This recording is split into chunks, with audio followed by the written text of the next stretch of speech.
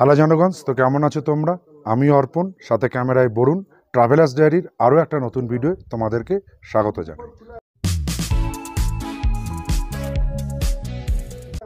লেতে আমরা যেখানে আজকে নাইট স্টে করবো তার নাম হচ্ছে দি অ্যাপেল হোমস্টে। হ্যাঁ, দি অ্যাপেল হোমস্টে। কেন এরকম দ্য অ্যাপেল হোমস্টে নাম? তার কারণ হচ্ছে, দেখো এই যে দেখতে পাচ্ছ না, এখানে ছোট ছোট আপেলের কুড়ি বা একদম বাচ্চা হয়েছে আপেলগুলো। এই আপেলগুলো সেপ্টেম্বর মাসের মধ্যে বড় হয়ে পেকে লাল হয়ে যাবে। এখানে বেশ কিছু এই হোমস্টের ভেতরে অনেক আপেল গাছ আছে বলে এই হোমস্টেটার নাম পড়েছে দি অ্যাপেল হোমস্টে। দি মানে কিন্তু টিএইচই দি নয়, স্পেলিংটা হচ্ছে ডিই, ডে অ্যাপেল হোমস্টে। হ্যাঁ, এই ডি অ্যাপেল হোমস্টের চলো রুম ট্যুরটা সেরে ফেরি। বাইরে থেকে দেখো খুব সুন্দরভাবে কিন্তু একটা টিবেটিয়ান ছাপ এই হোমস্টের রুমের বাইরেগুলোতে রয়েছে। এক কথায় বলতে গেলে অনবদ্য, দেখতে খুব ভালো লাগছে।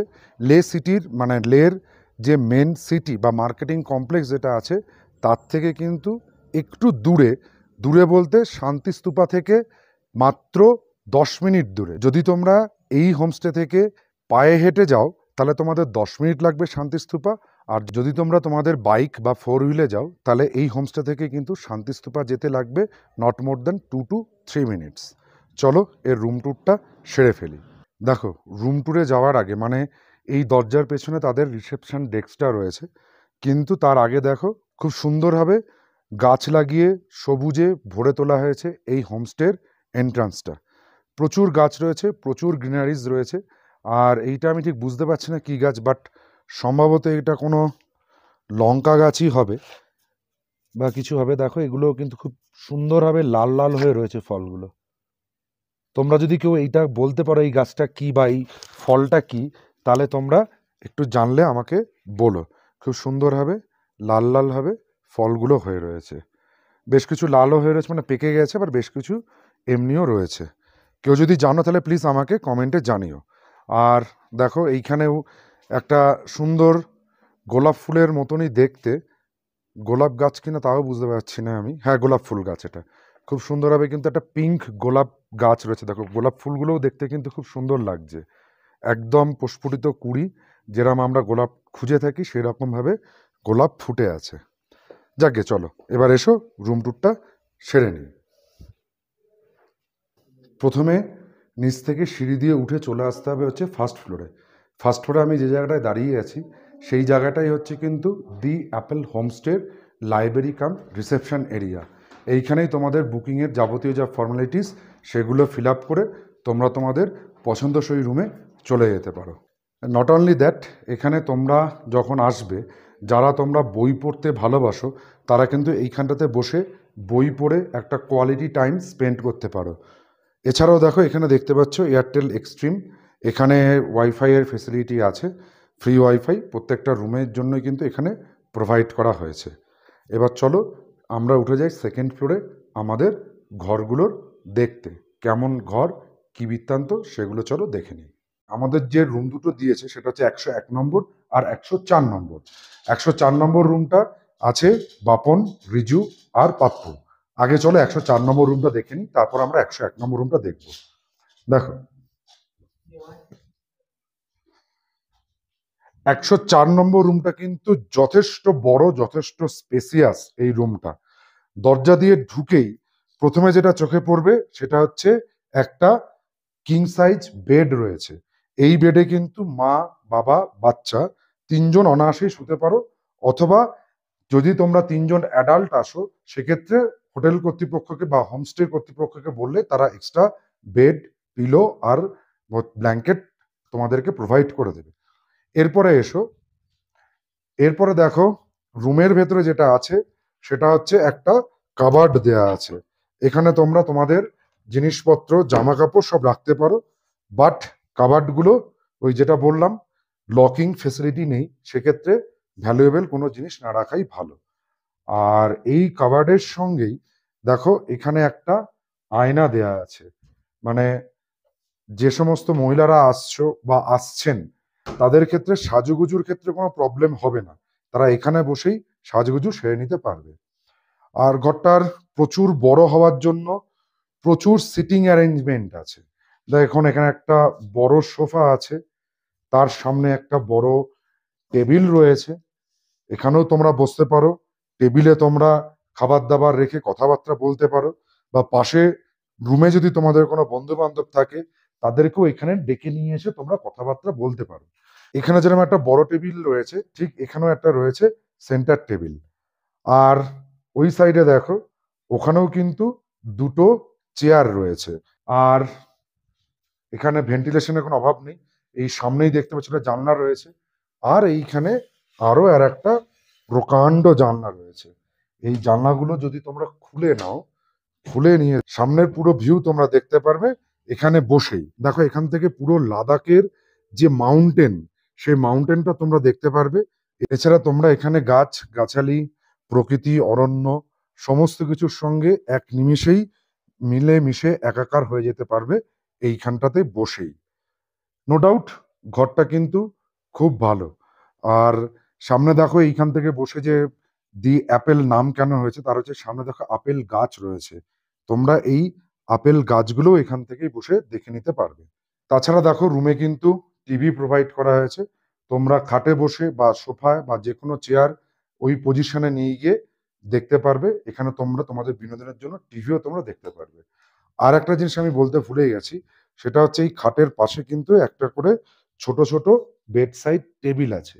আর টেবিলের পাশে রয়েছে রিসেপশনের সঙ্গে কথা বলার জন্য টেলিফোন, যেটা দিয়ে তোমরা তোমাদের মন পছন্দের খাবার হোক, ড্রিঙ্কস হোক, যা কিছু অর্ডার করতে পারবে।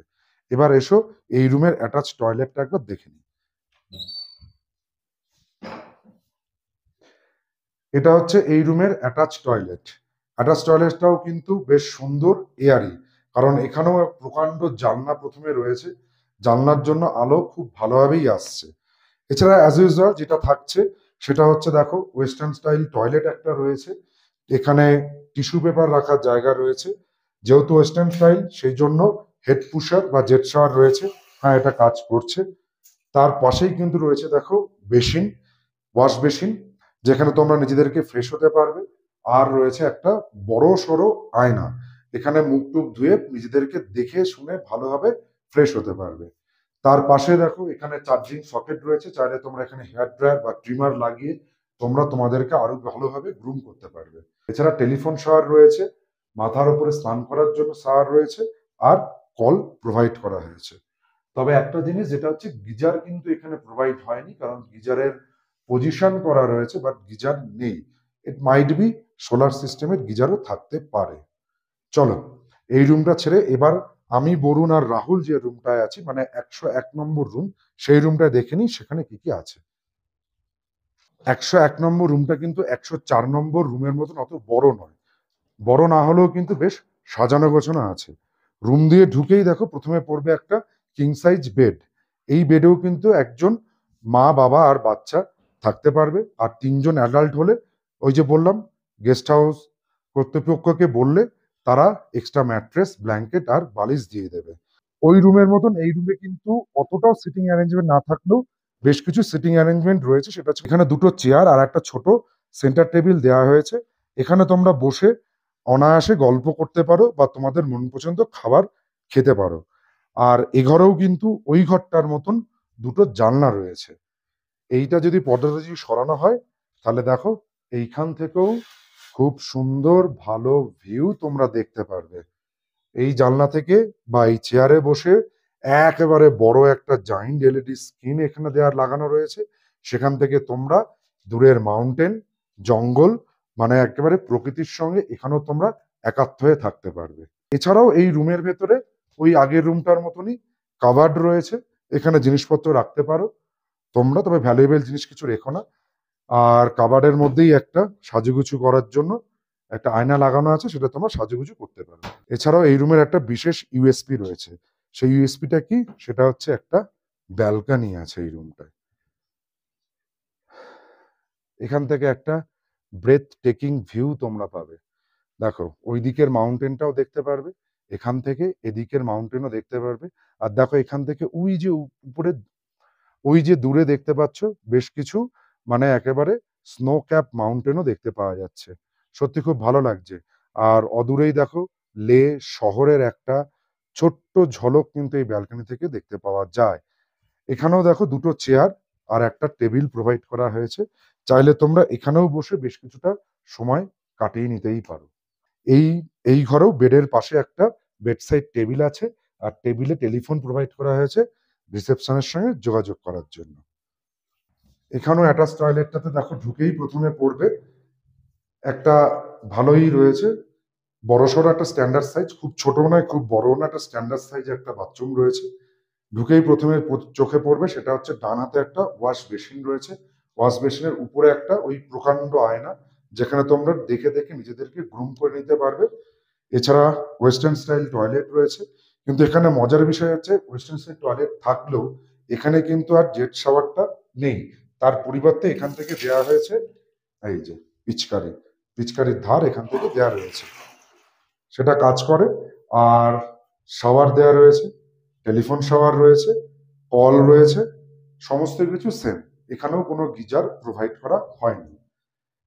এই হচ্ছে হোটেল ডি অ্যাপেলের রুম ট্যুর, মানে এখান থেকে তোমরা রুমগুলোর একটা প্রিসাইজ ধারণা পেয়ে যাবে। দেখো, প্রতিবার রুম যেরকম দেখাই, রুম রেন্টও আমাকে বলতে হয়, মানে আমাদের এটা বলে দেওয়া কর্তব্য। আমি এই রুমটা মানে এই গেস্ট হাউসটা বুক করেছি goibibo.com থেকে। স্পেসিফিক আমার কোনো নেই, আমি বুকিং থেকে গোআইবিবো অয়ো যখন যেটা সুবিধা হয় তখন সেখান থেকে করে নিই। গোআইবিবোতে আমাদের ওয়ান নাইটের জন্য দুটো রুম মিলিয়ে 6 জনের জন্য পেড করতে হয়েছে 2306 টাকা। এবার এটা মানে যখন যেরাম তোমরা পাবে সেইভাবে বুক করবে। এছাড়া আমি এখানকার ওনারের ফোন নাম্বার দিয়ে দেবো, তার সঙ্গে তোমরা ফোনে যোগাযোগ করেও রুমের সম্পর্কে কথা বলতে পারো। খাওয়া দাওয়ার ব্যবস্থা এদের নিজস্বই আছে, তোমরা চাইলে এনাদের সঙ্গে থাকা আর খাওয়া প্যাকেজেও চলে আসতে পারো। এই ভিডিও এই পর্যন্ত। যদি ভিডিওটা ভালো লাগে তাহলে আমাদের চ্যানেল ট্রাভেলার্স ডায়েরিকে সাবস্ক্রাইব করো, পাশে থাকা বেল আইকনটিকে প্রেস করো সবার আগে নোটিফিকেশন পাওয়ার জন্য। লাইক করো, শেয়ার করো, কমেন্ট করো। টাটা।